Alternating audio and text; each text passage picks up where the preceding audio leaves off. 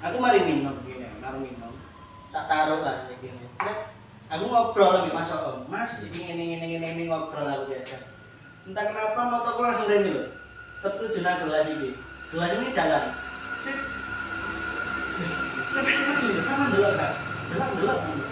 Wong ngelak-ngelak. Wong lek cerita iku paling ero iku Mas Om. Kalau pagi sih lebih iki sih, nek pagi pertama itu lebih Iya, lebih pagi. kerasa. Aku salah pagi pernah. Serius, aku dari itu langsung tiap pagi aku muter sholat ayat-ayat pendek. Serius. Iya. Iku Pak. Itu silakan. Iya, Ini kan sumpah. sebentar ini dia. Oke. Ya sih kumpul tak cerita teman ya sih. Di beda season, beda season. Part selanjutnya. Iku temanya kerjaan ya. Oke. Saya kita main tindikan. Iku Baru malah. frame. Iku. Aku mah kebablasan. Kali aku terlalu berjajar. Ini kan soal tindikan. Iku mang. Si kumang lah. Tindikan. Ya wis kumang. Mungkin kamu cek tahu tindikan. Bang Men, monggo. Kalau aku tindir pertama dan terakhir kali Iku waktu baru Baru? 20 20 tahun. 20 bulan jadi banyak jadi. 20 tahun aku pertama kali dari Isa sekolah berarti. enggak dong. Oh, pas dulu. 2018. 2018. 18 ya. 18 5 tahun yang lalu. 18 apa 16? 18 kan 5 tahun dari sekarang kan umur 20 sekarang 25. Tak kira kaca setahun. Iya tuh aku Oh, sekolah. berarti sekolah aneh itu. Nah, jadi aku itu baru bisa melihat hal-hal seperti itu tuh 20 di umur 20. 20 tahun. Dari umur 20 tahun. Nah ternyata notabene itu aku peka, ya peka itu dari kecil, tapi ditangkis sama ayah sama almarhum. Jadi dari kecil itu cuman peka secara telinga aja sama kayak feel yang dirasa di sekitar. Nah pas mendiang almarhum ini wafat, itu pertama kali aku ngerasain yang namanya tindian, itu pertama dan terakhir kali. Dan itu bener-bener pas melek, jadi gak tidur. Itu bener-bener melek, aku masih sadar. Iya, setengah sadar itu tak lumrah ya di Cilahalu. Enggak, itu bener-bener pas sadar. Bener-bener pas sadar dan itu baru naruh HP. Jadi istilahnya kan rebahan gitu kan sama main HP gitu. Pas naruh gini, itu udah di situ, tapi kecil gitu sih. Dari kecil gitu. Tapi ternyata itu dia nge-zoom in-nya itu nggak lama. Jadi langsung di-zoom ke muka gitu. Ngeri ya? Iya, dan itu benar-benar kelihatan face-nya gitu, kayak nggak mau bilang kunti itu ya memang kunti sih, tapi itu mukanya tuh rusak gitu. Jadi benar-benar kelihatan mukanya. Berarti itu ya Pak. Wis. Dan itu nembus Pak. wajah. Wajah. Jadi kelihatan darahnya, kelihatan mata dari darah. Penuh darah berarti. Dan itu nembus langsung. Aku tak pikir aku kerasukan, enggak ternyata langsung nembus. Terus itu ya kayak Mas Andre tiap sadar itu jadi kayak ngos-ngosan gitu. Ngos-ngosan terus gak bisa tidur sampai pagi. Bener-bener gak bisa tidur. Dan aku gak cerita sampai berhari-hari. Ternyata setelah tindian itu makin aneh dulu ini, serius. Jadi aku tidur, ini bener-bener aku sadar aku tidur. Tapi itu jiwaku kayak jalan-jalan gitu, bisa apa sih kayak jiwanya traveling keliling rumah, dan itu bisa melihat barang-barang itu. Jadi benar literally itu aku ngeliat ada pocong, ada kaki yang panjang di dapur sampai di tembus halaman belakang. Itu benar-benar kayak Hantu ikram enggak? Enggak.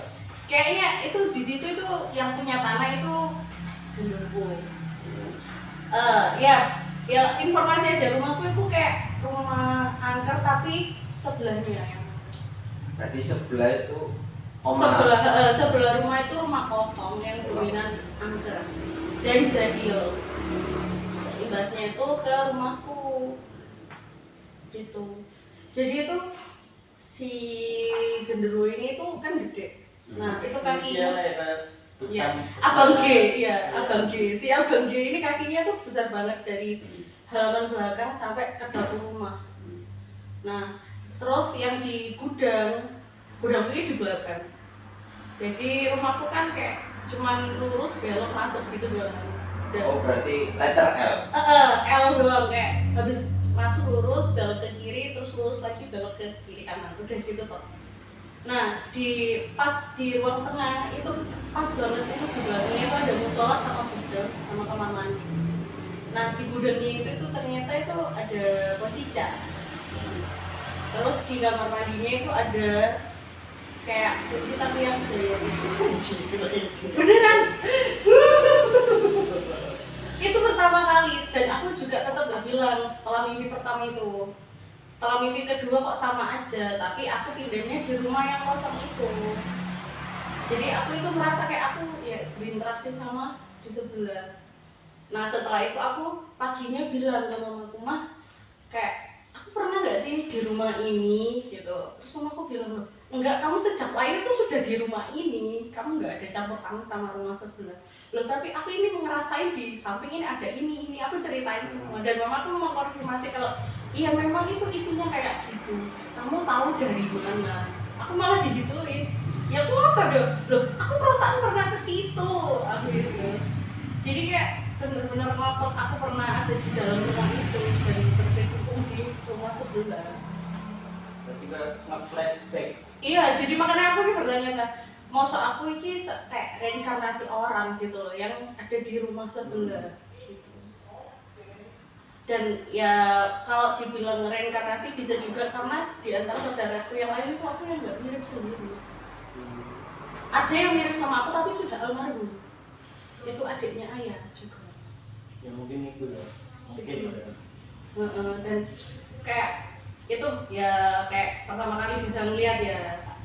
Terus akhirnya itu kayak aku konfirmasi lagi, aku dibawa ke Ustadz Mas sama mama.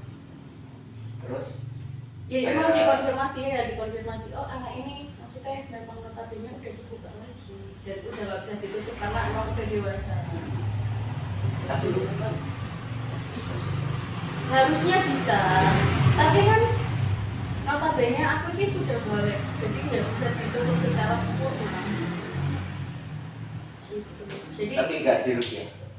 loh, aku di Rukia tapi enggak, memang aku sudah ada bawaan sendiri dan itu nggak bisa dilepas dari aku dan emang nggak berpengaruh apapun gitu.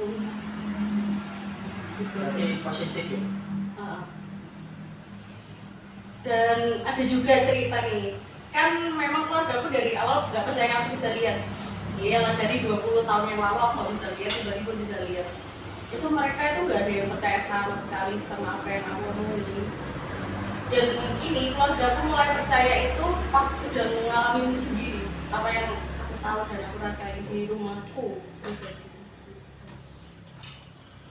Kayak yang pertamanya mamaku itu nggak percaya kalau di eksistensi di dalam rumah itu bakal terasa kalau dari jam 1 sampai sekitar jam setengah 3. Menjelang subuh. Bukan menjelang subuh, Apa itu setengah di jam malam? seperempat malam. Oh iya. Itu Setengah memang malam, seperempat malam itu memang eksistensi nih, makanya aku kadang di seperempat malam itu malah nggak bisa tidur karena itu jam-jam ramai. Rawan. Jam-jam rawan. Dan jam aman itu menjelang subuh dari jam setengah 4 itu sampai azan subuh itu baru aku bisa tidur.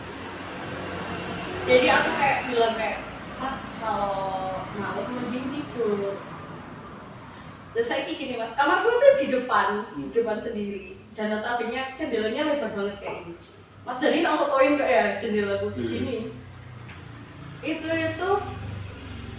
kamarnya itu aku tak ceritanya baru-baru ini aja ya. Aku itu kan pulang gambarku udah di situ. Terus itu ada crash juga. Terus akhirnya kamarku itu ditempatin sama adik. Adiknya cewek. Itu adikku lari gitu. Tahu nggak kenapa?